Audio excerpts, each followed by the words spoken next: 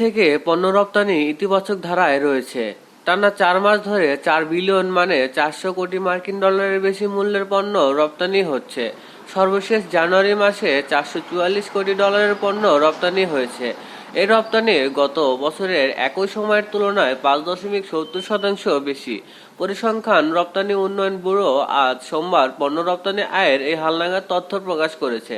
এতে দেখা যায় চলতি 2024-25 অর্থবছরের প্রথম 7 মাসে জুলাই জানুয়ারি থেকে দেশ থেকে মোট 2,897 কোটি ডলারের পণ্য রপ্তানি হয়েছে। এই রপ্তানি এর আগের 2023-24 অর্থবছরের একই সময়ের তুলনায় 11.68% বেশি। ইপিবির তথ্য বিশ্লেষণে দেখা যায় সদ্য সমাপ্ত জানুয়ারি মাসে তৈরি পোশাক, কৃষি, ক্রিয়াজাত পণ্য, চামড়াবিহীন জুতা, হিমায়িত খাদ্য ও প্রকৌশল পণ্যের রপ্তানি বেড়েছে। চামড়াজাত পণ্য, পাট ও পাটজাত পণ্য, হোম টেক্সটাইল ও প্লাস্টিক পণ্য সহ বিভিন্ন পণ্যের রপ্তানি কমেছে। কিন্তু রপ্তানি আয়ের 80% বেশি যেহেতু তৈরি পোশাক খাত থেকে আসে, সেহেতু এই খাতের রপ্তানির উপরই নির্ভর করে সামগ্রিক প্রবৃদ্ধি। এই খাতে জানুয়ারি মাসের রপ্তানিতে 5.57 প্রবৃদ্ধি হয়েছে, ফলে সামগ্রিক প্রবৃদ্ধির এর কাছাকাছি রয়েছে। ইপিবির তথ্য অনুযায়ী কোটা সংস্কার আন্দোলন ও ছাত্র জনতার অভ্যুত্থানের কারণে গত জুলাই-আগস্টে পণ্য রপ্তানিতে প্রবৃদ্ধি কমেছিল। সেপ্টেম্বরে অবশ্য 16% প্রবৃদ্ধি হয়। রপ্তানির পরিমাণ ছিল 386 কোটি ডলার। অক্টোবর ও নভেম্বরে যথাক্রমে 413 ও 411 কোটি ডলারের পণ্য রপ্তানি হয়।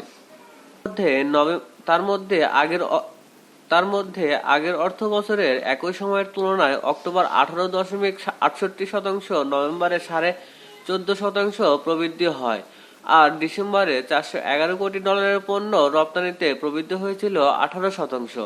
চলতি অর্থ বছরের প্রথম 7 মাসে জুলাই থেকে জানুয়ারি 2,355 কোটি ডলারের তৈরি পোশাক রপ্তানি হয়েছে।